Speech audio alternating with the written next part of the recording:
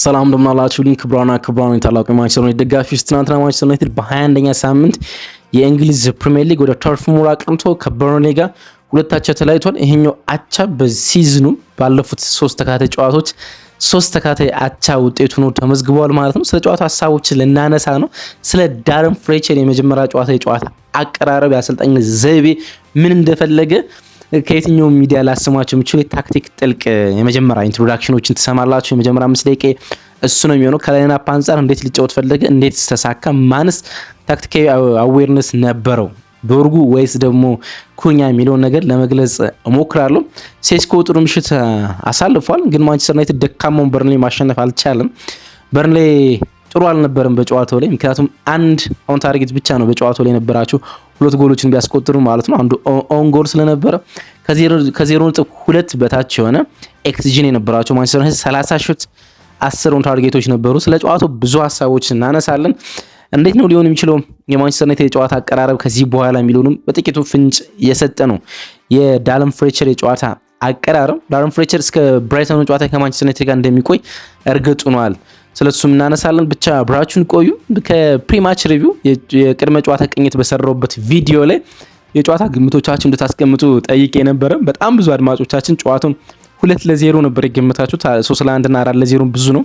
ጨዋታው በሁለታቸው ይጠናቀቃል ብሎ የገመተ አንድም አድማጭ የለንም። ለዛ ነው ስም ያልጠቀስኩት ማለት ነው። ግን በጣም ብዙ አድማጮቻችን ተሳትፏችሁ ነበር። ለዛ ከልብ አመሰግናለሁ። ከመሸጋገሪያ ሙዚቃ በኋላ ተመልሼ እመጣለሁ። የምትገኙት በተወዳጁ ገጽ ማን ዩናይትድ ኢንፎ ነው። ስለ ጨዋታው ብዙ ሀሳቦች እናነሳለን። ኦሊ ጉናር ሶልሼር የሚረከበው የዳረን ፍሌቸር ቡድን ምን አይነት የጨዋታ አቀራረብ ይኖረዋል የሚለውን በግልጽ ያሳየ ይመስለኛል የትናንት ነው የጨዋታው መንገድ። እሱን እንመለከታለን።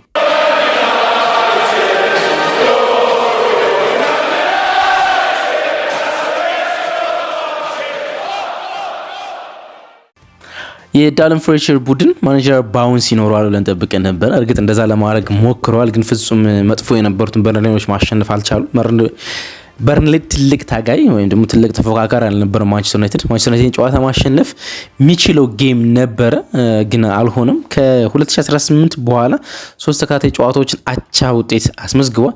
ሌላ ወደ ቶፕ 4 የሚቀላቀልበትን እድል አማክኗል። እንደ ማጥቃት እንቅስቃሴ ውስጥ አዳዲስ የሆኑ ትሪኮችን ለመመልከት ሞክረናል፣ እንመለከታቸዋለን። ግን እንደ አጠቃላይ የጨዋታ ሂደት ጨዋታው ማሸነፍ ማንቸስተር ዩናይትድ የሚገባው ጨዋታ ነበር። ፍሌቸር ለብራይተኑ ጨዋታ ለኤፍኤ ካፕ ኦርለ የሚከናወነው ከቡድኑ ጋር እንደሚቆይ ያረጋግጧል። ከዛ በኋላ ግን ኦሊ ጉናር ሶልሼር ቡድኑን የመረከብ እድሉን በጣም ሰፊ ነው። እንግዲህ ከላይናፕ እንጀምር። 4-2-3-1 ነበር ማንቸስተር ዩናይትድ ለመጫወት የሞከረው። ሳይን ላይመንሰን በግብ ጠባቂነት፣ ዳሎና ሉክሾ ሁለቱ ፉልባኮቹ ነው። አይደን ሄቨን እና ሊቻ 2 ግራግር የመሃል ተከላካይ ሆኖ ካስሜሮ ከኦጋርቲ በ2-6 ቁጥር ነው የሚጫወቱት። እንግዲህ እዚህ ጋር አንድ ነገር ጠቁሜ ማለፍ ፈልጋለሁ። 4-2-3-1 የተለያየ መልክ አለው በተለያየ ቡድኖች ማለት ነው። 2-6 ቁጥር የምትጠቀሙ ከሆነ እንደ ካስሜሮና ኦጋርቲ የሜዳውን ሀፍ ለ2 ይካፈሉትና ሜዳውን ቨርቲካሊ ለ2 ይካፈሉትና ግማሽ ይከላከላሉ ማለት ነው። አንዱ ቦክስ ቱ ቦክስ አንዱ 6 ቁጥር ሲሆን ደግሞ ልክ አንዳንድ ጊዜ አንዳንድ ቡድኖች እንደሚጫወቱ ለምሳሌ ኢንዞ ከካይሴዶ ጋር በቸልሲ ሲጫወት ካይሴዶ 6 ቁጥር ኢንዞ ቦክስ ቱ ቦክስ ነው የሚሆነው። ይንቀሳቀሳል። ካይሴዶ 6 ቁጥር ሆኖ የሜዳውን ሁሉንም ወርድ በሱ ሆሪዞንታል ያለውን ይከላከላል ማለት ነው። ካስሜሮና ኦጋርቲ 2-6 ቁጥሮች ስለሆኑ ሁለቱም ሜዳውን ከሁለት ቆርጠው ይከላከላሉ ማለት ነው።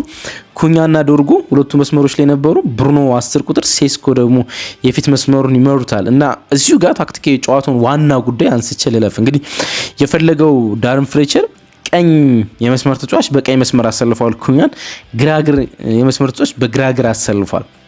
እንደዚህ በሚሆንበት ጊዜ ሜዳውን ለመለጠጥ እንዲመቻች ነው የምታደርጉት ማለት ነው። የቀኝ መስመር ተጫዋች በቀኝ መስመር፣ የግራ መስመር ተጫዋች በግራ መስመር ሌፍት ፉት ሌፍት ዊንግ ላይ ስታሰልፉ ቻናሉ እንዲያጠቃ ነው ወይም ደግሞ መስመሩ እንዲያጠቃ ነው፣ ኢንቨርት እንዳያደርግ ማለት ነው። ምክንያቱም በተቃራኒ እግር በሚሆንበት ጊዜ ኩኛውን በግራ በኩል ቢሰለፍ ኳሱን እየገፋ ወደ ሀፍ ስፔስ ነው መምጣት ያለበት ማለት ነው። ቀኝ እግሩን አንግሉን ለመፈለግ እንዲመቸው ማለት ነው። በቀኝ መስመሩ ግን በቀኝ በኩል ስታሰልፉ ኳሱን ክሮስ የማድረግ ግዴታ ውስጥ ይገባል ማለት ነው። አጥቂውን ቶሎ እንዲያገኙትና ወደ ሳጥን ኳስ ቶሎ እንዲጥሉ ፈልጎ ነበር ዳረን ፍሌቸር ማለት ነው። ታክቲካዊ እንደዚህ ነው ለመጫወት የፈለገው ማለት ነው። ይሄን ነገር በማሟላት መንገድ በጣም አስደናቂ ምሽት ያሳለፈው ዶርጉ ነው የአሰልጣኙን እቅድ በማሟላት። ለዛም ነው የጨዋታው አንድ በጣም ግሩም ዴሊቨሪ አሲስት ማድረግ ይችላል። ሌሎችም አሲስት ሊያደርግባቸው የሚችሉ ሴስኮ ሃትሪክ ሊሰራባቸው የሚችሉ አጋጣሚዎችን ፈጥሮ የነበረ ማለት።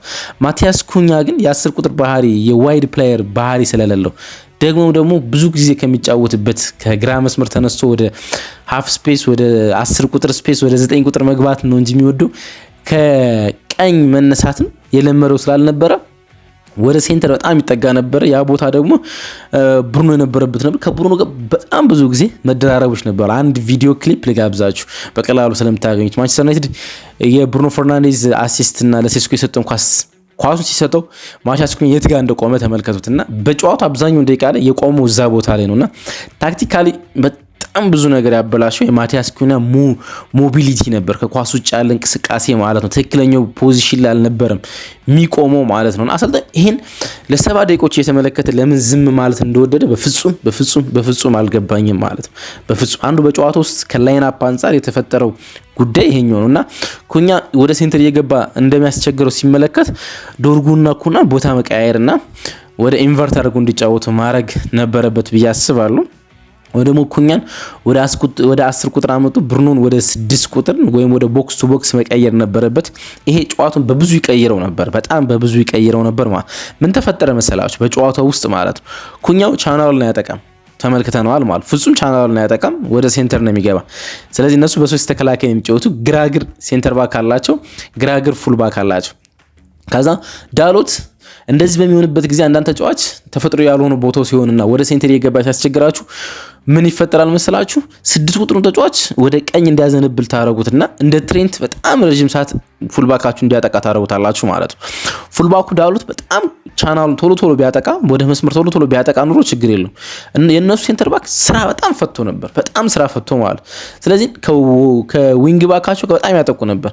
ለዛ ነው የመጀመሪያው ጎል ሲያስቆጥሩ አይደን ሄቨን ከራሱ ጎል ላይ ሲያስቆጥር ማለት ነው የመጀመሪያው ጨዋታው ሙከራ ሲቆጥር ባሽር ሃሜፈርስ የቡድኑ ሴንተር ባክ ነው ለማጥቃት እዛ ድረስ መጥቶ ነው ጎል ማስቆጠር የቻለ ማለት ነው። ወይም ደግሞ ያን ዲፍሌክሽን ኳስ ሴንተር ያደረገ ማለት ነውና ያን ያህል ማንቸስተር ዩናይትድ ቻናሉን ያጠቃ ስላልነበር መስመሩን ያጠቃ ስላልነበር ለነሱ የመስመር ተጫዋቾች የመስመር ተከላካዮች እንዲሁም ደግሞ የመሃል ተከላካዮች የበዛ ነፃነትን በዛ መስመር ሰጥቶ ነበር። ለዛ ነው የጨዋታው ቴሌቪዥን 30 ምናምን ደቂቃ ላይ የበርንሌይ ማጥቃት 60% ነው ብላችሁ በግራ መስመር እንደሚፈጠር ወይንም በማንቸስተር ዩናይትድ ቀይ መስመር ላይ እንደሚፈጠር ያሳየን ማለት ነው።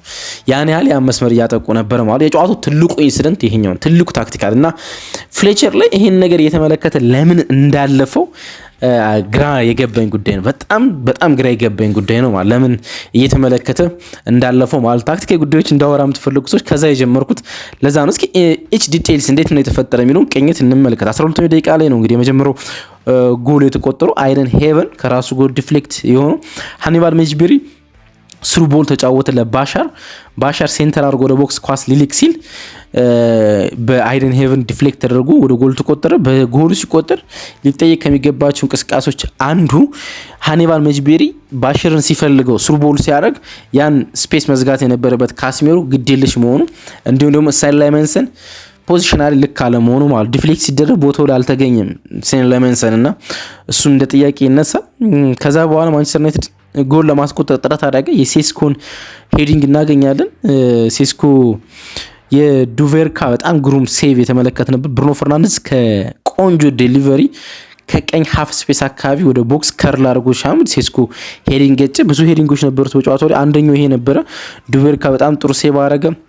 ሌላ ወዲያውኑ 26ኛው ደቂቃ አካባቢ ኩኛን ሙከራ እናገኛለን። ኩኛ ሙከራ ጎል ላይን ክሊራንስ ነው፣ ፍጹም ጎል ላይን ባሻር ነው ጎሉን ክሮስ ያደረገው ተጫዋች ማለት ነው። ጎል ላይን ክሊራንስ ያደረገ ብሩኖ ፈርናንዴዝ ቅጣት ምት ከቦክሱ ወደ 4 ሜትር 5 ሜትር ሸገር ብሎ ቅጣት ምት አገኘ። ማንቸስተር ዩናይትድ በቺፕ ለካስሜሮ ሰጥቶ ካስሜሮ ሰከንድ ቦል አሸነፈና ወደ ትንሿ ሳጥን ኳሱን ላከው።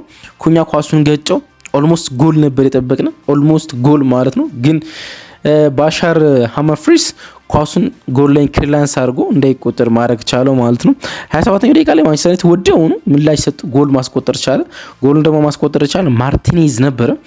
ግን ዳኛው ማርቲኔዝ ጎሉን ከማስቆጠሩ በፊት ዋከርን የሰውነት እንቅስቃሴ ወይም ደግሞ ያልተገባ አካላዊ ንክኪ አድርጓል ብሎ ጎልን ይሻለው።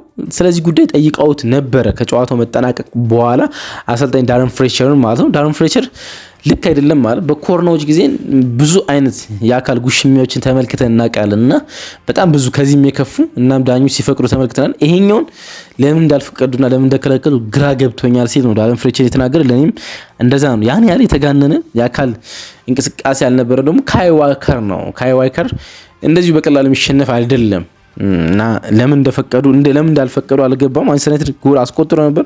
ፈርስት ሃፍ ገና ምላሽ ለመስጠት ሞክሮ ነበር። 42ኛው ደቂቃ ላይ የሴስኮ በጣም ቆንጆ ሄደርም ተመለከትን። በጣም ፍጹም ቆንጆ ሄደር ወደ 0.4 ኤክስጂ ከፍ ያለ ሄዲንግ ነበር። ከካስሜሮ የተገኘ በጣም ግሩም ዴሊቨሪ ነበር። የካስሜሮ ክሮስ በጣም ነበር የሚያምረው፣ ግን በድጋሚ ዲቬርካ በጣም ቆንጆ ሴቭ ማድረግ ቻለ። ይሄኛው ሙከራ ከተሞከረ ገና ከ2-3 ደቂቃ በኋላ ደግሞ ኡጋርቴ ሌላ ሹት አረገ። ከሌላኛው የሜዳ ክፍል የተሻገረን ኳስ ካስሜሮ በደረቱ አብርቶ ኳሱን እንዲመተው ብቻ አበረደለት ለማኑኤል ኡጋርቴ። ማኑኤል ኡጋርቴ ቀጥተኛ ሹት ነበር መሞከር የቻለው። ግሩም ሹት ነው። ማንቸስተር ዩናይትድ ደንበኛ ሙከራ፣ ደንበኛ ምላሽ ለመስጠት ቶሎ ወደ ማጥቃት ሲሸጋገር ነበር። የመጀመሪያው አጋማሽ ላይ በጣም በሚገርም ሁኔታ በመጀመሪያው አጋማሽ ማለት በርንሌ ምንም ኦን ታርጌት ሳያደርግ ጨዋታን የመራ ከ2023 በኋላ የመጀመሪያው ቡድን ነው። ወልቭስ ከሲቲ በተጫወቱበት ሴፕቴምበር 2023 እንደዚህ ነገር ተከስቶ ነበር። ኦን ታርጌት ሙከራ ሳይኖረው ጨዋታውን 1-0 መራ ማለት ነው። ኦን ታርጌቱ ጎሉን ያስቆጠሩት በዲፍሌክት ወይም ደግሞ ከራስ ጎል ላይ ኦን ጎል በማስቆጠሩ በኦን ጎል ስለተመዘገበ ማለት ነው። አይደን ሄቨን በሹት አልተያዘላቸውም እና ምንም አይነት ኦን ታርጌት ሳይኖራቸው ጎሉን አስቆጥረው ጨዋታውን መሩ። ማንቸስተር ዩናይትድ ደግሞ ባለፉት 7 ዓመታት ያላረገውን ነገር ነው ማድረግ ይቻላል። በመጀመሪያው አጋማሽ 6 ኦን ታርጌት ሞክሮ ጎል ያላስቆጠረበት የመጀመሪያው ጨዋታ ነው ከባለፉት 7 ዓመታት። 2019 ነበር ለመጨረሻ ጊዜ እንደዚህ ነገር ያጋጠመው ማለት ነው። 6 ሹት ኦን ታርጌት አድርጎ አንድም ጎል ሳያስቆጥር የወጣበት የመጀመሪያ አጋማሽ ነበር። የመጀመሪያው አጋማሽ እንዲህ አይነት ቶታል መልክ ነበረው። ማንቸስተር ዩናይትድ ፍጹም ዶሚናንት ነበረ። ሰከንድ ሃፍ እንደተጀመረ ነው እንግዲህ 5 ደቂቃዎችን ከተሻገረ በኋላ የሴስኮን ጎል የተመለከተ ነው ማለት ነው። የሴስኮ ሩጫ በጣም ግሩም ነበር። የሴስኮን ሩጫ ያጠናበት መንገድ፣ አንቲሲፔት ያደረገበት መንገድ ብሩኖ ፈርናንዴዝ በጣም ግሩም ነበር። ግሩም አሲስት ነው ያደረገ። ካስሜሮ ስሩ ቦል ነው በቃ ተከላካዮች ነው የገደለ ስሩ ቦል ፕሪ አሲስት ሰጠው ለብሩኖ ፈርናንዴዝ። ብሩኖ ፈርናንዴዝ አንኳስ በፍጥነት ወደ ቦክስ እየሮጠ ለነበረው ሴስኮ ሰጠው። ሴስኮ ግሩም ጎል አስቆጠረ ማለት ነውና የሚገርም የማጥቃት እንቅስቃሴ ነው። ሙቭመንቱ የማጥቃት እንቅስቃሴ ሁሉ ቆንጆ ነበረ ማለት ይቻላል። ሌላ ኳስ 55 ደቂቃ ላይ ብሩኖ ሊያስቆጥር ተቃርቦ ነበር። ኦልሞስት ያመከነው ማለት ይቻላል። ሊቻ በጣም ከጥልቅ ሁሌም ከምናውቅበት ቦታ ወደ ቀኝ አንግል የተቃረበ ኳስ ላከ ለብሩኖ ፈርናንዴዝ። ኳሱ የብሩኖ ፈርናንዴዝ ፈርስት ተች ግሩም ነበር። ኳሱን ኮንትሮል አድርጎ የተቆጣጠረበት መንገድ ግን ኳሱን የመታበት መንገድ እና አንግል ሳያገኝ ኳሱን የሾተበት መንገድ ልክ አልነበረም። ሁኔታ ከሆነ ከሁለት ደቂቃዎች በኋላ አይደን ሄቨን ፍሪ ሄድ አግኝቶ ነበር ከኮርና ብሩኖ ፈርናንዴዝ ያሻገረው ኮርና አይደን ሪዳምፕሽን የሚፈጥርበት ወይም ደግሞ ራሱ ሊያስቆጥረውን ጎል ምላሽ የሚሰጥበት እንቅስቃሴ ነበረ። ፍሪ ሄድ ነበረ፣ ፍጹም ፍሪ ሄድ ነበረ፣ ግን ደካማ የግንባር ኳስ አጠቃቀም ነበረው። አይደን ሄቨን የኮርናውን ኳስ የተጠቀመበት መንገድ ደካማ ነበረ። ሴስኮ የመጀመሪያውን ጎል ካስቆጠረ በኋላ ሁለተኛው ጎል ለማስቆጠር 5 ደቂቃ ከቆየ በኋላ ሌላ ግሩም ሲሞክራቸው የቆዩትን የሄዲንግ ጎሎች ባይመስልም ግን እንደዚህ አይነት እንቅስቃሴ አርጎ ግን በእግሩ ጎል ማስቆጠር ቻለ ማለት ነው። የደርጎ በጣም ግሩም ዴሊቨሪ ነበረ። አሰልጣኙ እንዲጫወት በፈለገበት መንገድ የግራግር ሌፍት ፉት በሌፍት ዊንግ ሲሰለፍ ክሮስ ማድረግ አለበት ብያቸዋለሁ። ያን ካርል ክሮስ አረገው። ፈጣን ክሮስ ነበረ። ሴስኮ በግሩም ሁኔታ ተች አድርጎ ታፕ አድርጎ ጎሉን አስቆጠረ። ተከላካዮችን የቀደመበት መንገድ፣ እግሩን የዘረጋበት መንገድ ሁሉ የአጥቂ ጎል ነው። ሴስኮ ነቃ ብሎ ነው ጨዋታውን የተጫወተው። በጣም ጥሩ ምሽት የነበረው ሴስኮ በጣም ጥሩ ምሽት ማለት ምክንያቱም ፈርስት ሃፍ በጣም 2 ግሩም ሄዲንጎች ነበሩት። ሰከንድ ሃፍ በ5 ደቂቃዎች ልዩነት 2 ጎሎችን ማስቆጠር የቻለ ሌላ ሃትሪክ ሊሰራበት የሚችል አጋጣሚ ነበረ። እንዳጥቂን የተንቀሳቀሰ ለኦሌ ጉናር ሶልሻየር ሴስኮ ነቃ ብሎ መገኘቱ በጣም መልካም ይመስለኛል። 60ኛው ደቂቃ ላይ የጨዋታው 1 ሰዓት ከተጠናቀቀ በኋላ ብሩኖ ፈርናንዴዝ ከዛ በላይ መጫወት ስለማይችል ይመስለኛል ሎድ ማኔጅመንት ብዙ ሰዎች ብሩኖ መቆየት እንደነበረበት ጥያቄ ሲያነሱ በማህበራዊ ሚዲያ ተመልክቻለሁ። ግን ሜዲካሉ ይመስለኛል። ምክንያቱም አንዳንድ ተጫዋቾች ከጉዳት ሲመለሱ ከአንድ ሰዓት በላይ እንዳይጫወቱ የሜዲካል ስታፎች ያስጠነቅቃሉ፣ ለሎድ ማኔጅመንት ለጫና ማለት ነው። እናም ብሩኖ በማውንት ወጣ፣ ሄቨን በሌኒ ዩሮ ተቀይሮ ገባ። ይሄ ቅያሬ ከተከናወነ ከ5 ደቂቃ በኋላ ጄዲ አንቶኒ ጎል አስቆጠረ። ተቀይሮ ነው የገባ በሃኒባል መጅበሪ በማንቸስተር ዩናይትድ የቀድሞ የአማካይ ስፍራ ተጫዋች ማለትም በድሬዱ ሃኒባል መጅበሪ ተቀይሮ ነው የገባ ጄዲ አንቶኒ በጣም ውብ ጎል አስቆጠረ። እንደዚህ ብላችሁ ማትገልጹት ግን ኢንዲቪጁዋል ብሪሊያንስ ያለበት ቆንጆ ጎል ከቦክስ ጠርዝ ላይ ማስቆጠር ቻለ። ኳሱን ሲመጣ ሊሳንድሮ ማርቲኔዝ እና እንዲሁም ሉክ ሾው ቀኝ እግሩን ሊሸፍኑበት ሞከሩ። ቀኝ እግር ተጫዋች ስለሆነ ጄዲ አንቶኒ ግን ግራ እግሩን ነው ማስቆጠር ይቻለና ብሎክ ማድረግ የነበረባቸው ጎሉን ነው እንጂ እግሮችን አልነበረም። ሊሸፍኑበት የሞከሩት ቀኝ እግሩን ነበረ፣ አልተሳካም። ጎል አስቆጠሩ። ጨዋታውን ወደ 2 አቻ መጡት። ከዛ በኋላ ማንቸስተር ዩናይትድ ምላሽ ለመስጠት ሲሞክር ተመልክተነዋል። ቅያሬ ያደረገ ዚርክዚ ወደ ሜዳ ገባ በማቲያስ ኩኛ። በጣም የዘገየ ቅያሬ ነበር ለኔ። ማይኖ ደግሞ በካስሜሮ ተቀየረ። እና ሌሎች ሙከራዎች ስንመለከት ነበር። የሴስኮ ሙከራ ነበር። ሌላ ከዶርጎ የተሻገረ ኳስ የገጨበት መንገድ ኳሱን የተጠቀበት መንገድ ልክ አይደለም እንጂ ግን 83ኛው ደቂቃ ላይ ሻይ ላይሲ በማኑኤል ኡጋርቴ የተቀየረና የማንቸስተር ዩናይትድ ብቸኛ 6 ቁጥር አይደን ማልቴ ኮቢ ማይኖ ከብሩኖ ከሜሰን ማውንት ጋር ሆኖ ይቅርታ እና ሻይ ላይሲ ገባ። የመጀመሪያ ተቹ 83ኛው ደቂቃ ገብቶ በሰከንድ ውስጥ የመጀመሪያ ተቹ በጣም ውብ እንቅስቃሴ ነበር። በጣም ውብ እንቅስቃሴ ማለት ነው። ከሜሰን ማውንት የተቀበለውን ኳስ ካርል ከቦክሶች ሊያስቆጥር ኦልሞስት እኔ ጎል ላይ የጠበቁት ኳስ ነበረ። የግቡ አግዳሚ ነው ኳሱን የመለሰው። በጣም ይገርም ነበረ። ከዛ በኋላ በነበሩት እስከ ኤክስትራ 6 ደቂቃዎች በነበሩት እንቅስቃሴ ውስጥ የነበረው ጥራት በጥቂት ደቂቃዎች ውስጥ የነካቸው ኳስ ብዛቶች ሁሉም ለሻይ ላይሲ አስደናቂ ነበሩ። ከጨዋታው መጠናቀቅ በኋላ ብዙ አድናቆቶች ለሻይ ላይሲ መጥተውለታል ማለት ይቻላል። በቅርብ ብዙ ደቂቃዎችን የመጫወቻ ደቂቃዎችን ሲሰጠው የመመልከት እድላችን በጣም ሰፊ ነው የሚሆነው። ማንቸስተር ዩናይትድ ጨዋታውን አላሸነፈም። እንደዚህ አሰልጣኝ ሲቀየር አዲስ ታክቲካዊ ጉዳዮች፣ ልምዶች ወይም መላመዶች ያስፈልጋል። ግን አሰልጣኝ እንደተቀየረ መጀመሪያ ብዙ ጊዜ ስለመናሮች በተለይ ኢንትሪም ኮች በሚሆንበት ጊዜ የለውም። ስለ ፕሮሰስ ተጫዋቾችን አያወራቸውም። አንድ ጌም 2 ጌም ነው የሚኖሩ። ስለዚህ ምንድነው የሚሆነው መሰላችሁ? ለተጫዋች ነፃነት መስጠትና በምትፈልጉበት መንገድ አጥቁ ነው የሚልና ተጫዋች ቶሎ ምላሽ ይሰጣሉ፣ ለአንድም ለ2 ጌም ማለት ነው። እና እንደዛ አይነት ነገር ጠብቄ በበዛ የጎል ልዩነት ያሸንፋል ብዬ ነበር። ማንቸስተር ዩናይትድ በጣም ጥሩ ኳስ ነው የተጫወተው። በጣም ብዙ ሙከራ ነው ያደረገ። ከ2.3 በላይ ኤክስጂ ነበሩ። እነሱ 0.2 ብቻ ነው ኤክስጂ ነበራቸው። በጨዋታው 1 ኦን ታርጌት ነው የነበራቸው፣ ሁለተኛው ጎል ማለት ነው። 7 ሹት ብቻ ነው ያደረጉት። ማንቸስተር ዩናይትድ 30 ሹት ነበረው። ወደ 10 የሚጠጋ ኦን ታርጌት ነበሩ። ፍጹም ብልጫ ነበረው። ግን ማንቸስተር ዩናይትድ ማሸነፍ ነበረበት ብዬ የምናገረው ከበርንሌ ፐርፎርማንስ አንፃር ነበር። በርንሌ በጣም ፍጹም ደካማ ነበር። ሲከላከልም ሲያጠቃም ደካማ ነበርና ጨዋታው ማሸነፍ ማንቸስተር ዩናይትድ ይገባው ነበር። አልሆነም።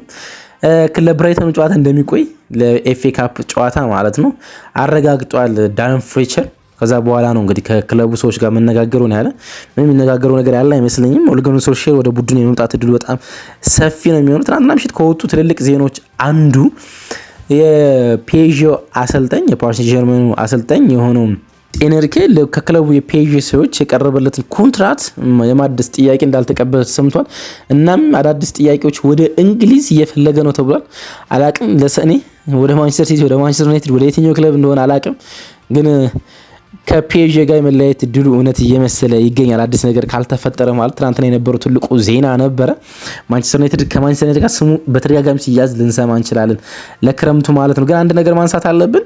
ብሩኖ ፈርናንዴስ 8ኛ አሲስቱ ማድረግ ችሏል። አስደናቂ ውድድር ዘመን እያሳለፈ ነው። 2020-21 12 አሲስት፣ 2024-25 10 አሲስት ነበረው። እነዚህን አሲስቶች በዚህ ውድድር ዓመት የሚበልጣቸው ይመስላል። በየጨዋታው አሲስት እያደረገ ስለሚገኝ ትናንትናም ጋም ግሩም አሲስት ነበረው። ጨዋታው እንዲህ አይነት መልክ ነበረው። እንዴት ተመለከታችሁት? እንዴት አያችሁት? ዳረን ፍሌቸር የመጀመሪያ ጨዋታ አቀራረቡ እንዴት ነበረ? ጻፉልኝ። መልካም ቀን ይኑላችሁ። ወዳችኋለሁ።